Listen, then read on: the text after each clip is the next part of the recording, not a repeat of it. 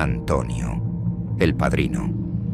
La fuente no era un narcotraficante común. Alto cargo en el CNI, manejaba información privilegiada y protegía los envíos de su propia organización.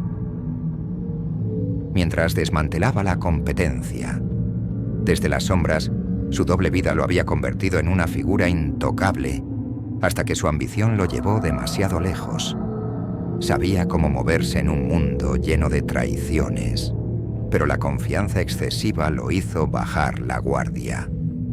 Desde Marruecos hasta España, las rutas de contrabando estaban controladas con precisión quirúrgica. Antonio supervisaba una de las operaciones más ambiciosas de su carrera. Un cargamento de 2 toneladas de cocaína oculta en camiones de pescado congelado. Cada detalle había sido calculado con esmero. Cada contacto sobornado y cada escolta pagada para garantizar un tránsito sin contratiempos. Sin embargo, en el paso fronterizo de Tarifa, la Guardia Civil parecía haber recibido un chivatazo. El control fue más minucioso de lo esperado y el riesgo de ser descubierto aumentó exponencialmente. Un tiroteo inesperado lo obligó a actuar rápido y ejecutar a uno de los suyos, para no levantar sospechas. No era la primera vez que eliminaba a alguien por conveniencia, pero algo en esa muerte quedó marcado en su conciencia. Entre lujos y secretos, Antonio encontró la perdición en los brazos de Valeria, la esposa de Iván, el patrón. Lo que comenzó como un desliz se convirtió en una provocación descarada. No le importaba desafiar al hombre más peligroso de la organización, porque se creía invulnerable. La noche en que decidieron encontrarse en un cementerio para consumar su pasión, fue también la noche en que sus enemigos encontraron la excusa perfecta para acabar con él. Pensaban que podía salirse con la suya, pero las calles tienen memoria y las traiciones se pagan con sangre. Las imágenes de Antonio con Valeria fueron filtradas a toda la organización. Iván ordenó su ejecución sin titubear. En una carretera desierta, lo emboscaron y lo acribillaron sin piedad. Lo enterraron en el mismo cementerio donde había sellado su destino. Pero el silencio no duró mucho. La banda creyó que su problema había terminado, pero lo que comenzó a suceder después no podía explicarse con lógica. Desde la muerte de Antonio, cosas extrañas comenzaron a suceder.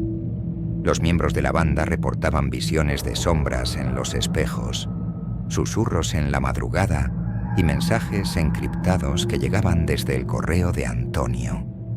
Nadie entendía cómo, pero era evidente que la presencia del padrino aún se sentía en cada rincón de la organización. En una operación nocturna, Iván vio el rostro de su antiguo amigo reflejado en el vidrio de su coche antes de chocar contra un muro. El accidente fue fatal, y aunque los médicos lo catalogaron como una simple fatalidad, sus hombres sabían que no era así. Uno a uno, los responsables de su ejecución fueron muriendo en circunstancias inexplicables. Un sicario apareció flotando en un puerto, con una expresión de terror en su rostro. Otro se pegó un tiro en la cabeza, asegurando que escuchaba la voz de Antonio dándole órdenes. No había forma de detener el caos que se desató tras la traición. Las rutas de contrabando comenzaron a fallar. Las entregas nunca llegaban a su destino, y las autoridades parecían conocer de antemano los movimientos de la organización. La paranoia se apoderó de los sobrevivientes. Con su organización al borde del colapso, Iván intentó huir. Pero en la noche de su escape, las luces de su casa parpadearon y una sombra se deslizó por su habitación. El miedo le paralizó los músculos y su respiración se volvió errática. Intentó moverse, gritar, pero una presión invisible le oprimía el pecho.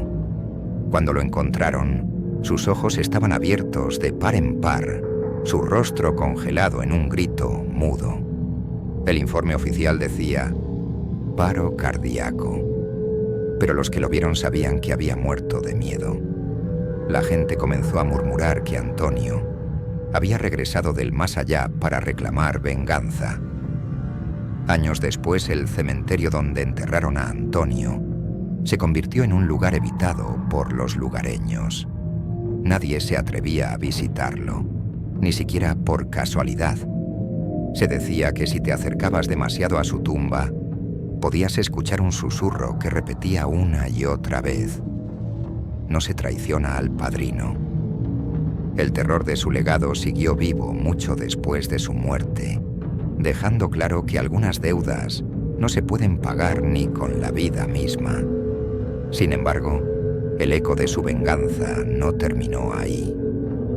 Poco a poco, la policía comenzó a recibir informes de testigos asegurando haber visto a Antonio deambulando por las calles en plena madrugada.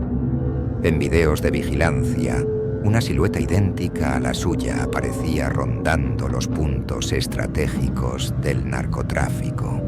Era imposible, pero las pruebas se acumulaban. Los antiguos socios de Antonio, aquellos que aún quedaban con vida, se reunieron en secreto para debatir su próximo movimiento. Algunos querían abandonar el negocio, otros estaban dispuestos a buscar respuestas en lo sobrenatural. El miedo se había convertido en la fuerza dominante. Los sicarios empezaron a temer la noche. Algunos aseguraban ver sombras moviéndose por los pasillos oscuros, sentir una presencia helada detrás de ellos.